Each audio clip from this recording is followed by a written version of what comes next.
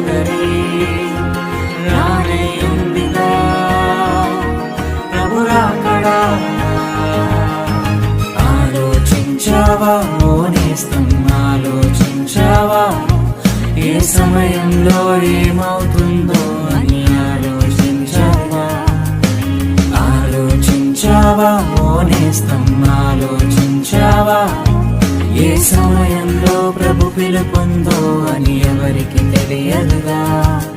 ఈ సమయమందే అంతా కనుమరుగైపోతే ఏ చోటికి నీవు వెళ్తావో అని ఆలోచించావా?